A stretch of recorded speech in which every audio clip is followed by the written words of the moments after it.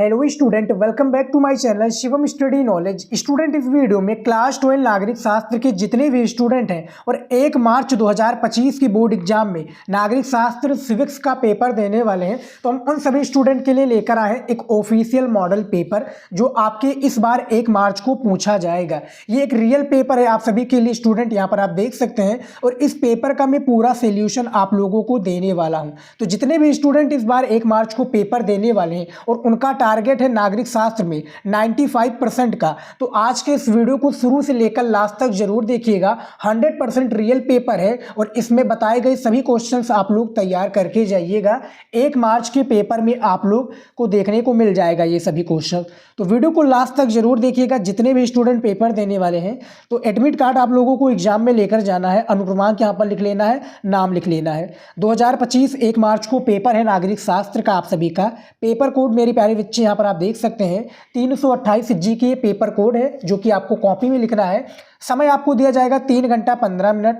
पूर्णांक आप लोगों का नागरिक शास्त्र का 100 नंबर का होता है, ठीक है। रियल पेपर है, यहाँ पर आप देख सकते हैं। वीडियो को आप लोग ज़्यादा से ज़्यादा अपने दोस्तों के पास शेयर जरूर कर लीजिए जिनको ये ज़रूरत है। मॉडल पेपर देख लेते हैं निर्देश को। निर्देश पढ़ना बहुत ज़्यादा जरूरी है। हर एक पेपर में जो भी पेपर का आप देने वाले हैं पेपर बोर्ड एग्जाम में सब्जेक्ट का, तो आप लोग जरूर निर्देश पढ़ लीजिएगा, क्योंकि निर्देश के हिसाब से आपको सारे प्रश्नों का उत्तर कॉपी में लिखना रहेगा, ठीक है। तो हर एक सब्जेक्ट का हर एक पेपर में निर्देश जो है बहुत ही इंपॉर्टेंट होता है, तो पूरा जरूर पढ़िएगा। इसमें भी निर्देश दिया हुआ है तो मैं आपको सारी चीज़ें बता देता हूँ। देखिए, सबसे पहला है प्रारंभ के 15 मिनट परीक्षार्थियों को प्रश्न पत्र पढ़ने के लिए निर्धारित है, यानी 15 मिनट अच्छे से आपको पेपर को पढ़ लेना है। दूसरा है सभी प्रश्न अनिवार्य है, यानी जो भी प्रश्न है उसके उत्तर देना अनिवार्य रहेगा। तीसरा है प्रश्न संख्या 1 से 10 तक बहुविकल्पीय प्रश्न है। दूसरा, उसके बाद चौथा पॉइंट है कि प्रश्न संख्या 11 से 20 तक अति लघु उत्तरीय प्रश्न है जिनका प्रत्येक उत्तर लगभग 10 शब्दों यानी एक वाक्य में देना है। पांचवा पॉइंट है कि प्रश्न संख्या 21 से 26 तक लघु उत्तरीय प्रश्न 1 है जिनका प्रत्येक उत्तर लगभग 50 शब्दों में देना है, ठीक है। और प्रश्न संख्या 27 से 30 तक लघु उत्तरीय प्रश्न 2 है। प्रश्न संख्या जिसका आपको यानी क्या है, प्रश्न 2 है जिसका उत्तर प्रत्येक यानी 100 से लेकर 125 शब्दों में देना रहेगा।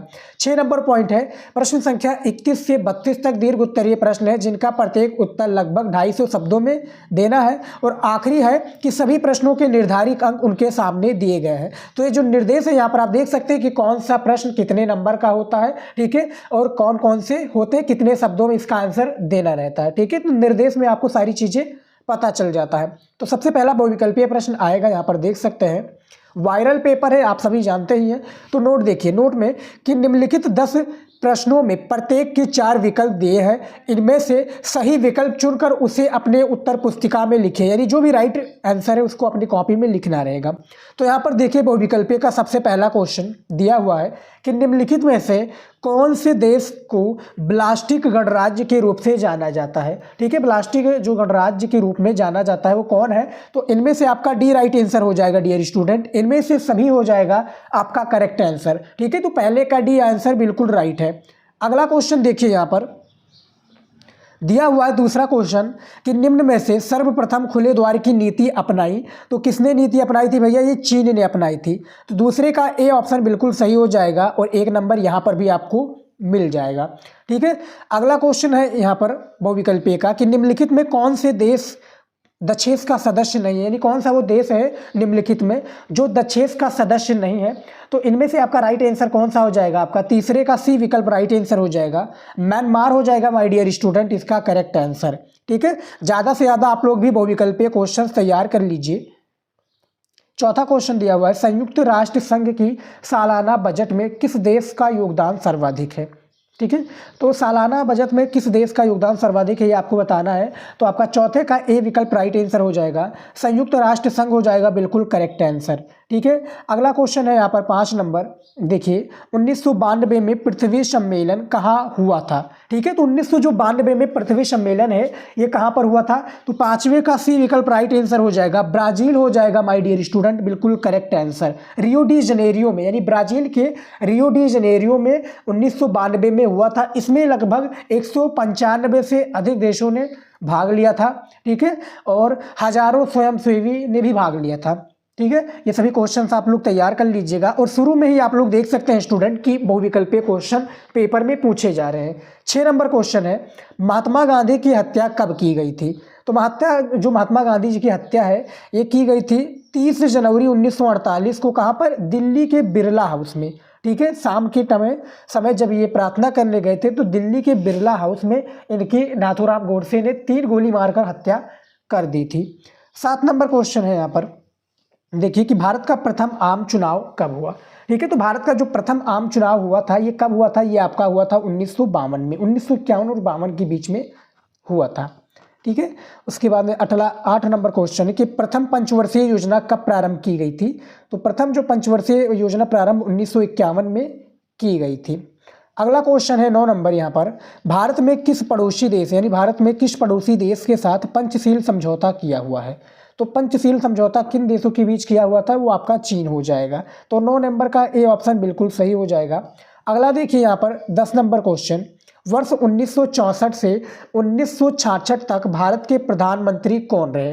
ठीक है, तो 1964 से 1966 तक जो भारत के प्रधानमंत्री थे ये कौन थे, इनके बारे में हमें बताना है। तो 10 नंबर का बी विकल्प राइट आंसर हो जाएगा, लाल बहादुर शास्त्री हो जाएंगे इसके राइट आंसर। ठीक है, उसके बाद में 1975 जब आपातकाल लागू हुआ उस समय के प्रधानमंत्री इंदिरा गांधी थी। ठीक है, तो नागरिक शास्त्र में ये क्वेश्चंस पूछे जाते हैं ज़्यादातर।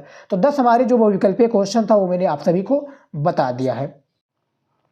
अगला क्वेश्चन देखिए, अब आ चुका है स्टूडेंट 10 हमारे अति लघु उत्तरीय प्रश्न, जो आपके नागरिक शास्त्र में 2 नंबर का एक क्वेश्चन पूछा जाता है और ये भी काफ़ी ज़्यादा इंपॉर्टेंट क्वेश्चन होता है। तो इसका भी मैं आंसर आप सभी के लिए लेकर आया हूँ। ठीक है, और आपके बुक से ही सभी प्रश्न ले गए हैं, आपके जो क्वेश्चन बैंक है और आपका बुक है उसी से सारे क्वेश्चंस लिए जाते हैं। तो 11 नंबर क्वेश्चन देखिए, पूछा गया है कि दूसरी दुनिया के रूप में पहचाने जाने वाले 2 देशों का नाम लिखिए। ठीक है, 2 नंबर का क्वेश्चन है, हमें 2 देशों का नाम लिखना है। तो उत्तर है पोलैंड तथा हंगरी हो जाएगा। ये दूसरी दुनिया के रूप में पहचाने जाने वाले 2 नाम हैं। ठीक है, दूसरा क्वेश्चन है आसियान के 2 संस्थापक देशों का नाम लिखिए। तो उत्तर देखिए इंडोनेशिया तथा मलेशिया हो जाएगा। आसियान के 2 संस्थापक देशों का नाम है। ठीक है, 2 नंबर का क्वेश्चन है। अगला क्वेश्चन देखिए 13 नंबर, भारत पाकिस्तान विवाद के 2 कारण बताइए। तो हमें इसके बेसिकली 2 कारण बताने हैं। तो उत्तर देखिए कश्मीर मसला, सियाचिन ग्लेशियर पर नियंत्रण तथा पाक यानी पाकिस्तान द्वारा प्रायोजित आतंकवाद भारत पाकिस्तान के विवाद का मुख्य 2 कारण है। ठीक है, तो ये 13 नंबर भी क्वेश्चन हो गया है। आप लोग वीडियो को रोक कर भी आराम से क्वेश्चंस को देख सकते हैं। अगला क्वेश्चन है 14 नंबर, निषेधाधिकार बीटो पावर। बीटो क्या होता है? ये बीटो, ये देखिए बीटो पावर से आप क्या समझते हैं? तो देखिए इसका उत्तर देख लीजिए। उत्तर है संयुक्त राष्ट्र संघ के स्थायी सदस्यों को निषेधाधिकार की शक्ति प्रदान की गई है। इसका तात्पर्य यह है कि यदि 5 स्थायी सदस्य में से कोई, यानी यहाँ पर देखिए 5 स्थायी सदस्य में से कोई एक सदस्य सुरक्षा परिषद में किए गए निर्णयों से सहमत नहीं है तो वो उस निर्णयों को वीटो पावर के माध्यम से रद्द कर सकता है। ठीक है, यानी 5 देश इसमें कौन से हैं?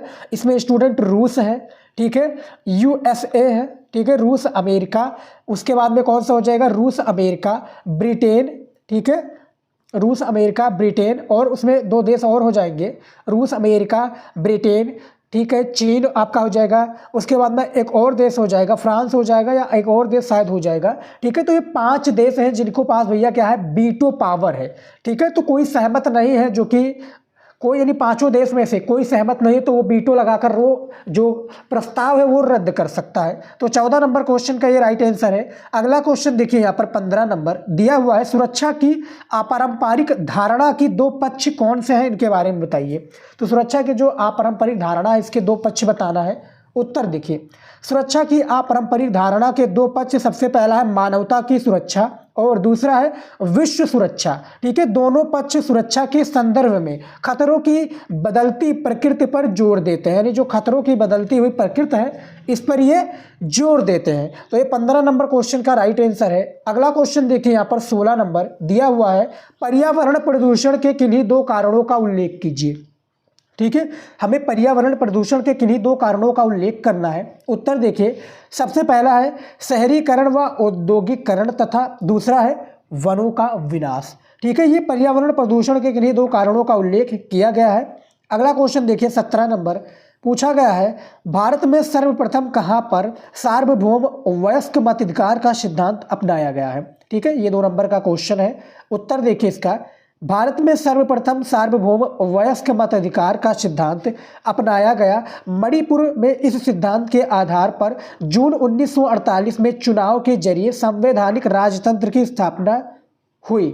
ठीक है, फिर उसके बाद में देखिए 18 नंबर क्वेश्चन दिया हुआ है, भारतीय जनसंघ पार्टी के किन्हीं 2 प्रमुख नेताओं का नाम लिखिए। तो देखिए उत्तर है सबसे पहला डॉक्टर, यहाँ पर देखिए श्यामा प्रसाद मुखर्जी, तथा दूसरा है बलराज माधोक। ठीक है, ये भारतीय जनसंघ पार्टी के 2 प्रमुख नेताओं का नाम है, जो कि 2 नंबर आपके पक्का कर देंगे।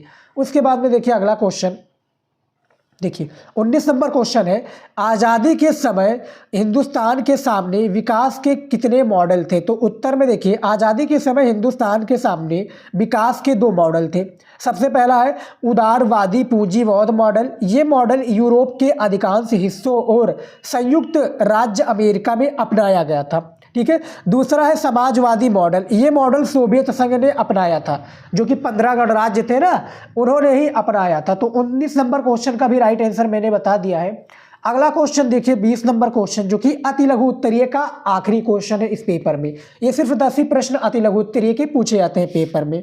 तो नेहरू की विदेश नीति के उद्देश्य बताइए। उत्तर है नेहरू की विदेश नीति के 3 बड़े उद्देश्य थे। सबसे पहला है कठिन संघर्ष से प्राप्त संप्रभुता को बचाए रखना, दूसरा है क्षेत्रीय अखंडता को बनाए रखना, तीसरा है तेज रफ्तार से अधिक विकास करना। ठीक है, तो ये नेहरू की विदेश नीति के उद्देश्य हैं, जो कि 2 नंबर का क्वेश्चन है, यहाँ पर आप आसानी से देख सकते हैं स्टूडेंट। ठीक है, तो टोटल 10 क्वेश्चन थे, मैंने आंसर बता दिया है। जिन्होंने आंसर देखा होगा तो बहुत ही अच्छी बात है, कॉपी में लिख लीजिएगा। ठीक है, उसके बाद में देखिए अगला क्वेश्चन आ चुका है नागरिक शास्त्र का लघु उत्तरीय प्रश्न 1, जो कि टोटल आपके पेपर में 6 क्वेश्चन लघु उत्तरीय प्रश्न 1 के पूछे जाते हैं। हर एक क्वेश्चन 5 नंबर का होता है, तो 6 पंचे 30 नंबर तो आपका लघु उत्तरीय प्रश्न 1 में ही पक्का हो जाएगा। तो इसका भी मैं आंसर इस वीडियो में लेकर आया हूं स्टूडेंट, तो वीडियो को लास्ट तक जरूर देखिएगा। और अभी तक चैनल पर नए तो सब्सक्राइब नहीं किए तो कर लीजिए। हम ऐसे ही इंपॉर्टेंट वीडियो लेकर आते हैं, और आपके जो भी आर्ट से रिलेटेड सब्जेक्ट हैं उनकी मैं पूर्ण रूप से तैयारी कराऊंगा,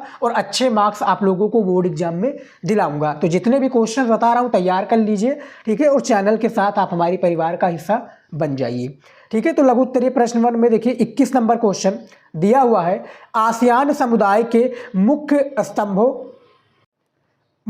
स्तंभों और उद्देश्यों के बारे में बताइए। ठीक है, 5 नंबर का क्वेश्चन है, तो इसका उत्तर देखिए। उत्तर है आसियान के निम्नलिखित 3 मुख्य स्तंभ हैं। सबसे पहला है आसियान सुरक्षा समुदाय।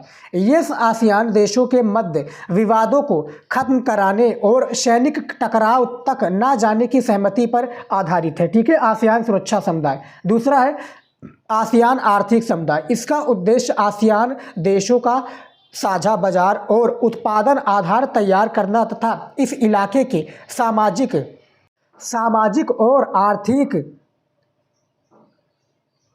और आर्थिक विकास में सहायता करना है। ठीक है, ये दूसरा पॉइंट हो गया।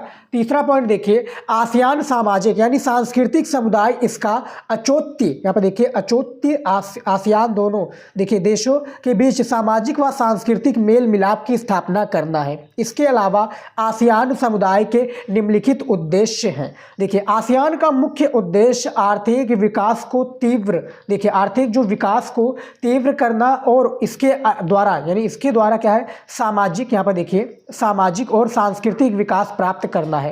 कानून का शासन और संयुक्त राष्ट्र के कायदों पर आधारित क्षेत्रीय शांति और स्थायित्व को बढ़ावा देना आसियान का यहाँ पर देखिए औचित्य है। ठीक है, तो ये हमारा जो क्वेश्चन था आसियान समुदाय के मुख्य स्तंभ, इसके बारे में बता दिया है। इसका आंसर आप लोगों ने देख लिया है। अगला क्वेश्चन देखिए 22 नंबर। ऐसे क्वेश्चंस आपके पेपर में पूछे जाएंगे स्टूडेंट। देखिए ऐसे 2 मसलों के नाम बताएं जिन पर भारत बांग्लादेश के बीच आपसी सहयोग, और इसी तरह के 2 मसलों का नाम बताइए जिन पर असहमति है, यानी जिस पर सहमति भी है और जिस पर असहमति भी है। तो 5 नंबर का क्वेश्चन है। उत्तर देखिए भारत और बांग्लादेश सहयोगी राष्ट्र रहे हैं। कई मुद्दों पर दोनों के मध्य मतभेद उत्पन्न हो जाते हैं। बांग्लादेश की स्वतंत्रता में भारत के मुख्य सहयोगी था, यानी 1971 में, जो कि 17 दिसंबर जो है आज़ाद हुआ 1971 में बांग्लादेश, जो कि उसमें जो सबसे ज़्यादा मदद की थी वो भारत ने की थी। ठीक है, तो इसमें देखिए मुख्य सहयोगी था, भारत के मुख्य सहयोगी थे, इसीलिए भी भारत सदैव बांग्लादेश की सहायता करता रहा है। सहयोग के मुद्दे देख लेते हैं। देखिए 2 मुद्दे हैं। भारत बांग्लादेश सहयोग के 2 मुद्दे निम्नवत हैं। सबसे पहला है भारत बांग्लादेश के बीच गंगा जल बंटवारे से संबंधित फरक्का समझौते पर हस्ताक्षर किए गए हैं। दूसरा है अंतर्राष्ट्रीय आतंकवाद, संगठित अपराध तथा मादक द्रव्यों की तस्करी को रोकने के लिए संबंधित करार भी दोनों को देश में लिया है। यानी दोनों देश ने भैया ना क्या है, शराब की तस्करी और ना ही यहाँ पर देखिए अपराध को एक प्रकार से बढ़ावा नहीं दिया जाएगा। दोनों देश ने समझौता कर लिया है। अब देखिए दोनों देश पर जिसकी असहमति है यानी असहयोग के मुद्दे देख लेते हैं। देखिए भारत बांग्लादेश के बीच असहयोग के 2 मुख्य निम्नवत मुद्दे हैं। देखिए सबसे पहला भारत बांग्लादेश के मध्य चकमा शरणार्थियों की समस्या।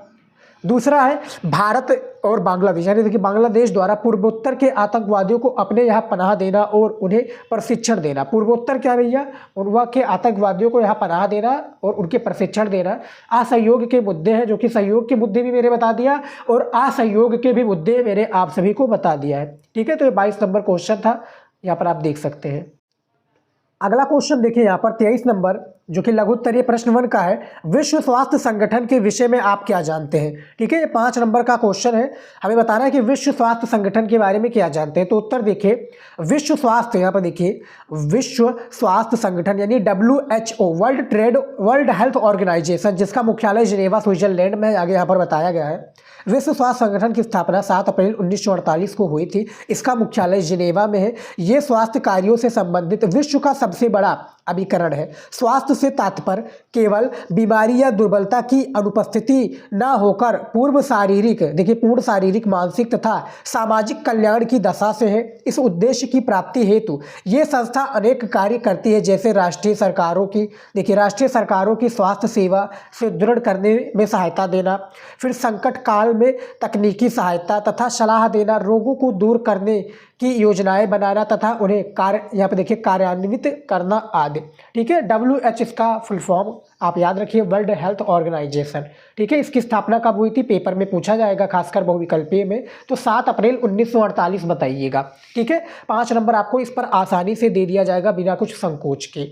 उसके बाद में देख लेते हैं अगला क्वेश्चन। 24 नंबर क्वेश्चन देखिए, दिया हुआ है कि विश्व व्यापार संगठन क्या है। देखिए मैंने अभी तो आपको बता दिया WHO के बारे में, अब आ चुका है WTO यानी वर्ल्ड ट्रेड ऑर्गेनाइजेशन। ठीक है, जिसको हम कहते हैं विश्व व्यापार संगठन। क्या है इसके बारे में जान लीजिए। देखिए उत्तर है विश्व व्यापार संगठन यानी वर्ल्ड ट्रेड ऑर्गेनाइजेशन का एक अंतर्राष्ट्रीय संगठन है, जो कि वैश्विक व्यापार के नियमों को तय करता है। इसकी स्थापना 1 जनवरी 1995 को, यहाँ पर देखिए 1 जनवरी 1995 को हुई। ये संगठन general agreement on trade and traffic के उत्तराधिकारी के रूप में काम करता है, जो दूसरे विश्व युद्ध के बाद अस्तित्व में आया था। इसके सदस्यों की संख्या 164 है और 29 जुलाई 2018 को इस संगठन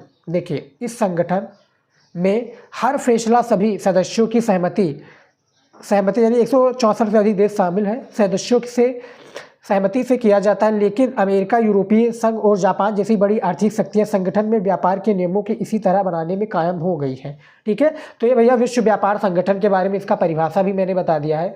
अगला क्वेश्चन देखिए स्क्रीन पर दिया हुआ स्टूडेंट, देखिए 25 नंबर क्वेश्चन। सैन्य गठबंधन के क्या उद्देश्य होते हैं?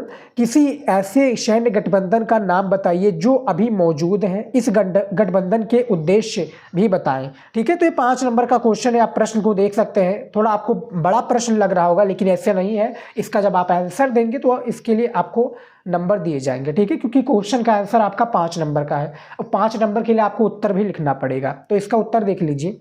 सैन्य गठबंधन में कई देश सम्मिलित होते हैं। सैन्य गठबंधन हमले को रोकने, हमले करने और रक्षा के उद्देश्य को लेकर बनाए जाते हैं। वर्तमान में नाटो के नाम पर एक सैन्य गठबंधन मौजूद है। सैन्य गठबंधनों का निर्माण अनेक देशों के माध्यम से अपनी किसी विशेष क्षेत्र के लिए किया गया था। जैसे द्वितीय विश्व युद्ध के बाद अमेरिका के नेतृत्व में नाटो, सोवियत संघ के नेतृत्व में वर्सा पैक्ट तथा यूरोपीय व अमेरिका के मिलकर CATO की स्थापना की। नाटो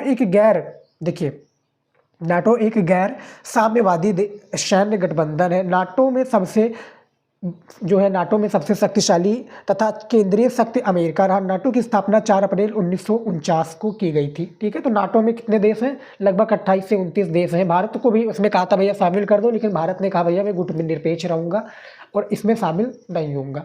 ठीक है स्टूडेंट, तो 25 नंबर क्वेश्चन का भी आंसर दे दिया है। अगला क्वेश्चन देखिए यहाँ पर 26 नंबर, रियो सम्मेलन का क्या परिणाम हुआ? रियो कहाँ पर सम्मेलन हुआ? ब्राजील में हुआ था।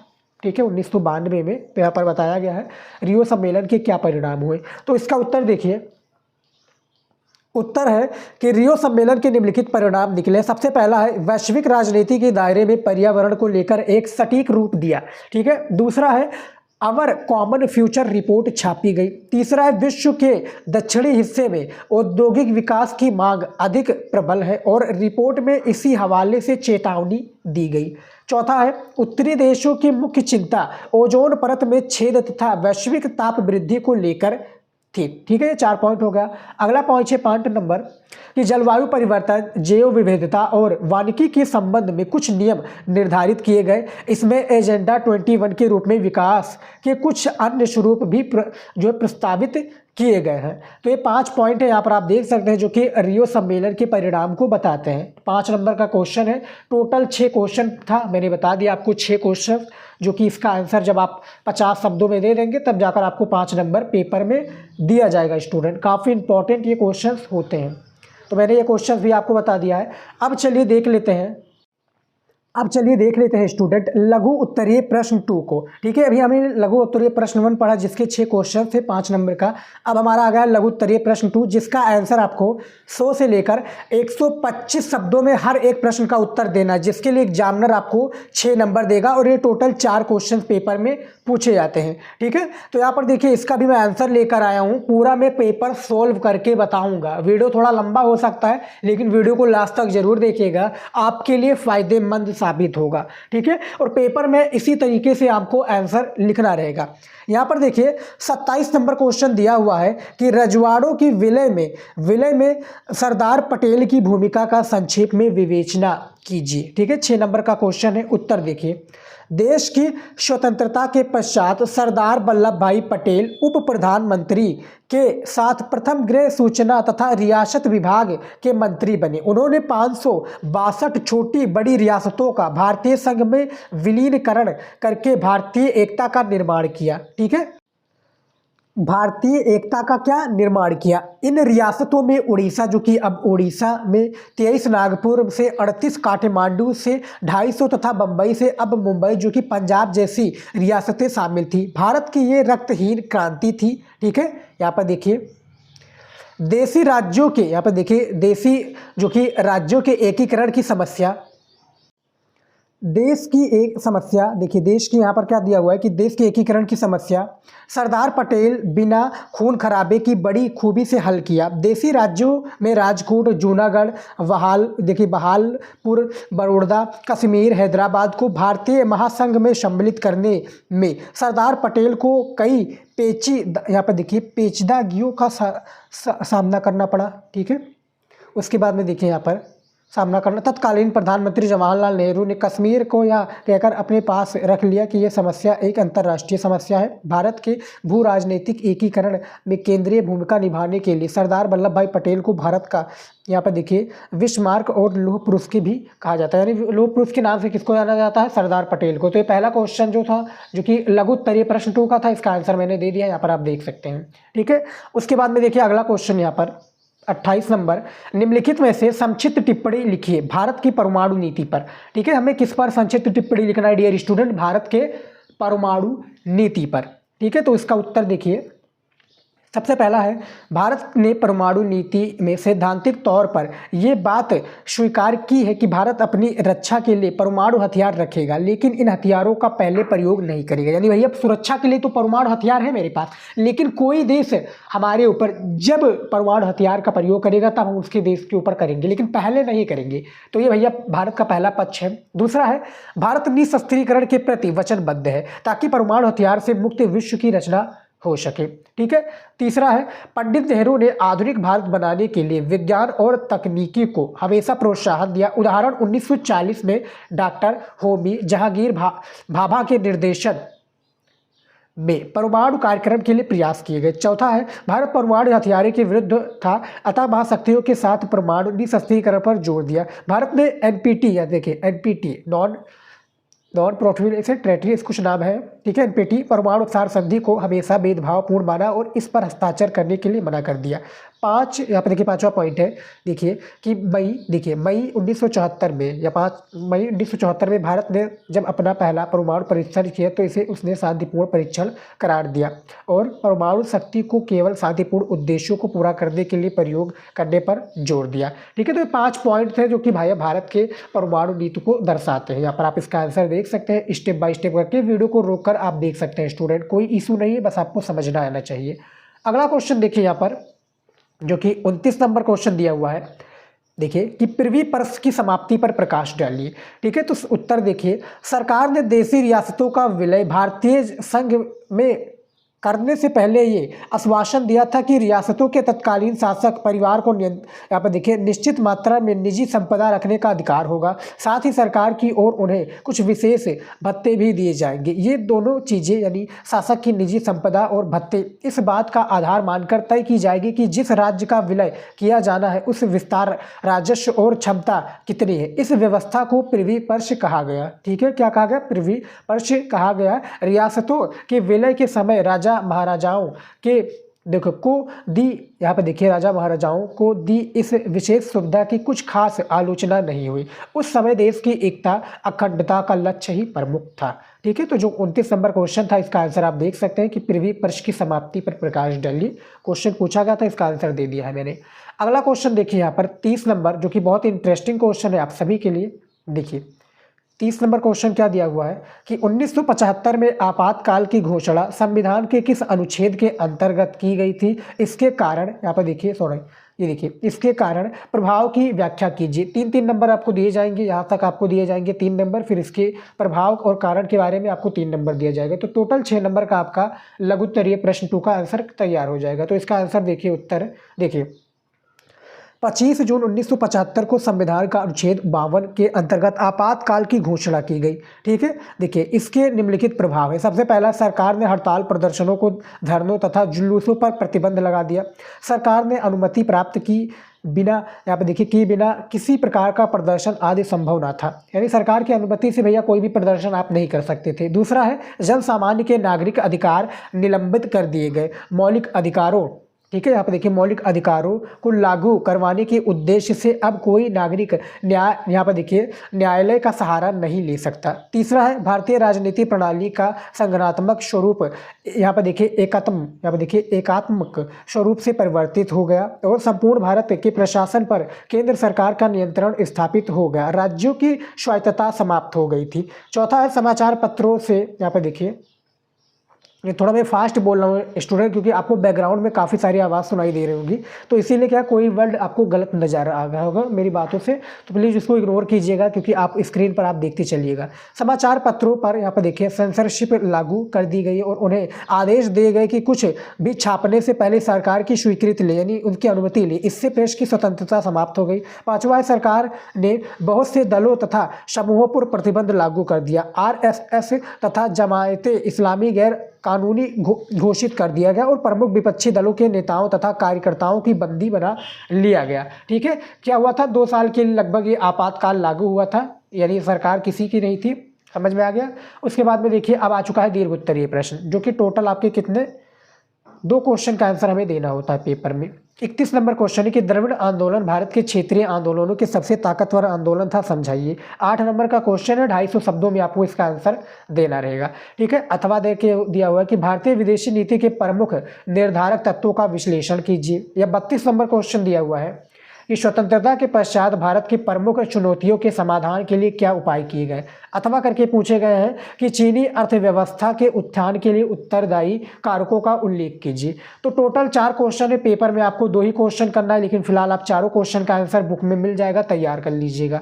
ठीक है, और 8 का 8 8 16 नंबर आपका कंफर्म हो जाएगा। तो यहाँ पर आप देख सकते हैं 4 जो लघु उत्तरीय प्रश्न था इसका आंसर दे दिया, और 6 जो हमारा लघु उत्तरीय प्रश्न 1 था उसका भी आंसर दे दिया है, और 10 अति लघु उत्तरीय प्रश्न था इसका भी आंसर आंसर, और 10 बहुविकल्पीय क्वेश्चन था, इसका भी आंसर मैंने पूर्ण रूप से दे दिया है स्टूडेंट। तो इस पेपर को मैंने पूरा सॉल्व करके बताया है। यदि आपको ये पेपर चाहिए तो टेलीग्राम ज्वाइन कर लीजिएगा। और बोर्ड एग्जाम से कोई भी डाउट है, ठीक है, तो बोर्ड एग्जाम से रिलेटेड आपका कोई भी डाउट है तो शिवम स्टडी नॉलेज इंस्टाग्राम पर सर्च कर लीजिएगा, आईडी मिल जाएगा, वहाँ पर आप आकर मुझसे पूछ सकते हैं। नहीं तो लिंक डिस्क्रिप्शन में मिल जाएगा, आपको बहुत सारी चीज़ें लिंक का फॉलो जरूर कर लीजिएगा, ठीक है, ज्वाइन हो जाइए, मैं वहाँ पर PDF दे दूंगा। ये पेपर आप ज़्यादा से ज़्यादा अपने दोस्तों के पास शेयर कीजिएगा, और वीडियो पसंद आ रहा है तो लाइक जरूर कर लीजिएगा, ठीक है, और कमेंट करके बताइए वीडियो कैसी चाहिए। और चैनल पर नए स्टूडेंट तो चैनल को सब्सक्राइब कर लीजिए, वैसे ही इंपॉर्टेंट वीडियो आप सभी के लिए लाते रहेंगे। जय हिंद।